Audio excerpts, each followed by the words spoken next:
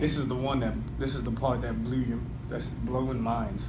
He said that if you were or if a particle's traveling in a circle at a constant speed, it has to be accelerating the whole time. Oh yeah. Say again? Yeah, exactly right. You want to say again? If it's a particle or whatever is traveling It's along. rotating? This to me means rotating. Well, no, I mean traveling along a circle, not necessarily like something rotating. I'm just saying something traveling in the path of a circle Okay. has to be accelerating it the whole time for it to be traveling at a constant rate. Yeah, it's kind of interesting. Let me rephrase it this way.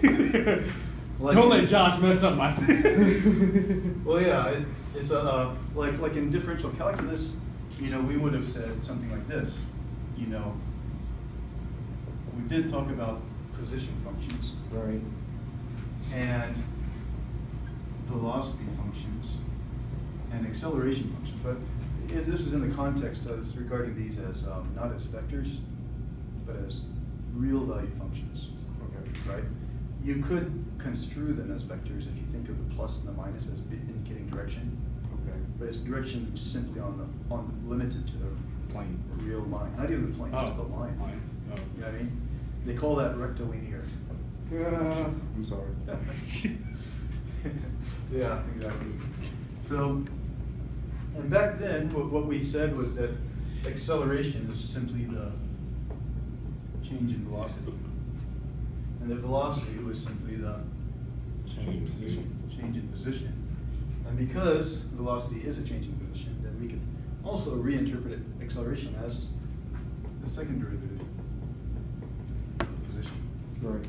Right? Now, in this class, what we do is we can look at the position, velocity, and acceleration functions as vector value functions, which is actually quite a bit more, a better indicator of what you're doing in physics, let's say. Okay. Right? So, in physics, you might have this position function, a velocity function, an acceleration function. I'll put bars above these just to remind ourselves that these are vector value functions. I know I haven't been consistent on that, but as far as comparing and contrasting, that'll highlight one difference. These are vector value functions. And what we learned in this class is that the acceleration function, although it's not technically the same as this, it's based on the difference quotient of vectors, right? So notation looks pretty similar, but the idea is quite significantly different. But it turns out it's just the derivative of the vector value function. And likewise, the vector value function could be regarded as the derivative of the position function. Okay.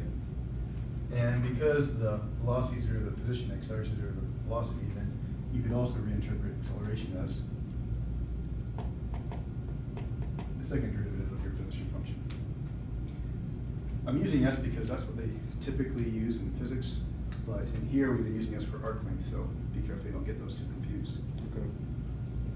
Okay. Well, okay, I'm trying to convince you that these are different things, but if someone just walked in, they'd be like, it's basically the same thing. And I'd have to say, well, yeah, I guess so. But for this weird reason, I'm trying to get you to appreciate, but, yeah, it's basically the same thing. But what Josh was saying is really interesting because what we see happening here, there's something happening here that never happened over here. Okay? Over here, as real value functions, we're simply thinking in terms of magnitude, right? We didn't really think that much about direction, only insofar as if it went to positive to negative, okay, something changed there, right? But beyond that, we were simply thinking in terms of magnitude, right? Whereas here, there's a sense of direction. And so at any one of these stages, whether we're talking about this or that, right? When I talk about the velocities that change in position, right? And that was really, really clear. It's like, if I move from here to here, that was a change in position. But here, right, velocity is also the change in position, but because it's a vector, that change in position, you can have a change in position without a change in magnitude. Right. Because a vector embodies two quantities, magnitude and direction. You see? Right. So there's some subtleties there, and there's some things happening where, you know, the magnitude might not be changing, but the direction could be changing, and in a way more subtle than just forwards or backwards. It could be some sort of an angle, or even in 3 space, some sort of like a, you know, pitch and yaw and that sort of thing. You know, even without the magnitude changing, right? And it even includes all the other complexities where maybe the direction is changing and the magnitude is changing together. And then in that case, it can get kind of weird, right? Yeah. But yeah, so that's what we're seeing, is that, you know, there's this added sense of the change in direction, right?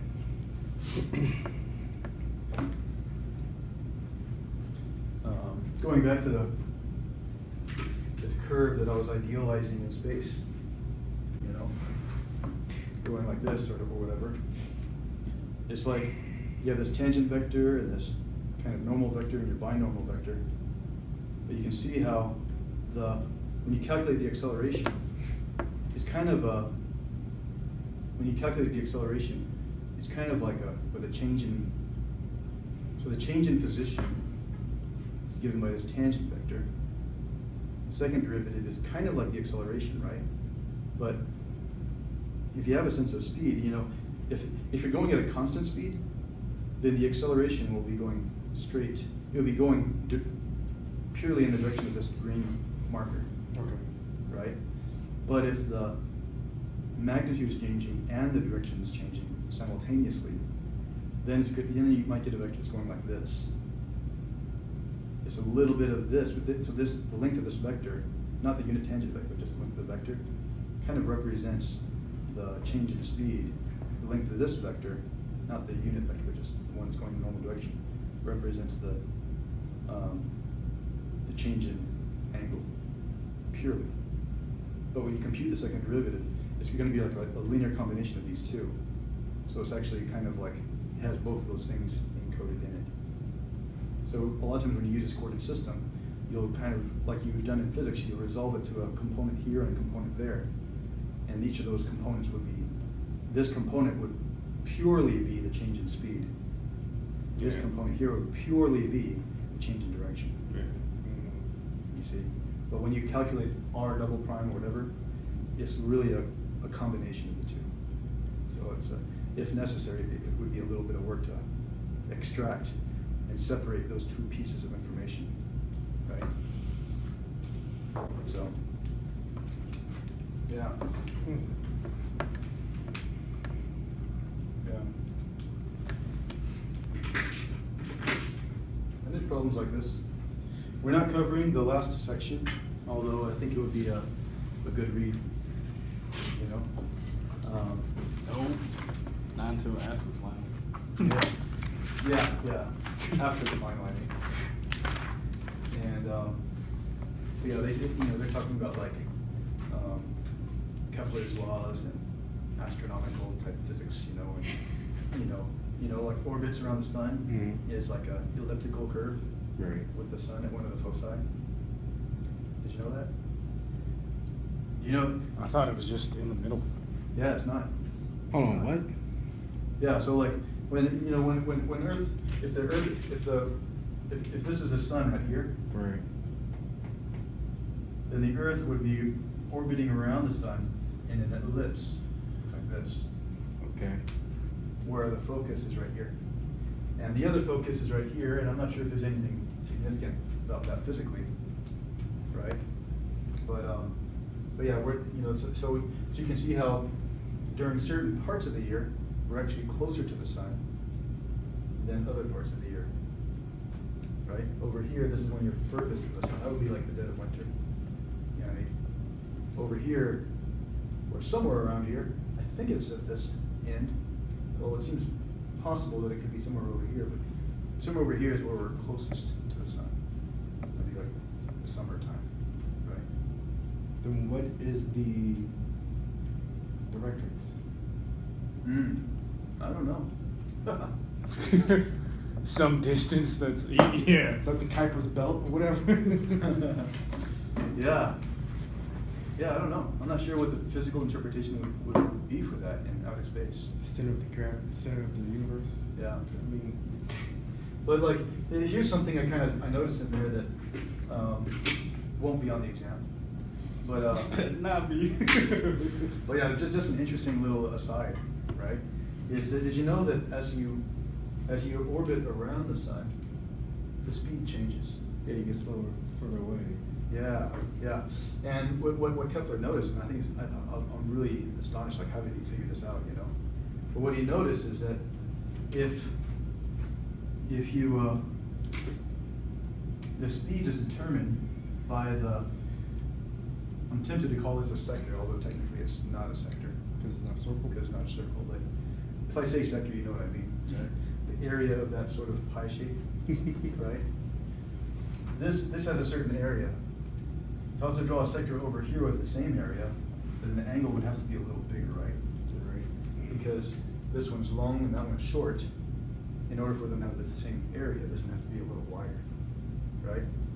So basically, in time it takes for me to get from here to here, The same amount of time it takes me to get here to here.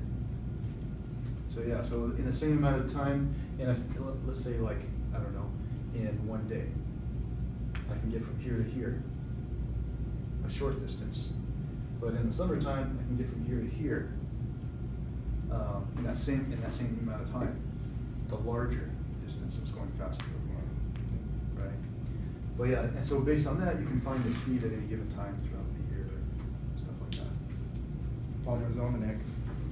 Yeah, yeah. So anyway, that's a kind of an interesting aside. It kind of, and you can see how it is kind of a nice summary of everything we've learned, because we're pulling in conic sections, looking at area of a sector, but also the arc length because it's the distance traveled. So the arc length is somehow related to the area. So really, that is going to be on the test. That's what he's saying. And you can set proof. But yeah. And you can have one question that comes Final up. exam. It's just going to be that diagram right there. All these questions. Yeah, that's true. I wouldn't think of that, but that actually would be reasonable. You know, only insofar as, you know, like it relates to stuff we've seen before. You know, I would have to. I mean, yeah, that's like, hey man, find where the sun's at on this weekend. Yeah. Yep. Yeah.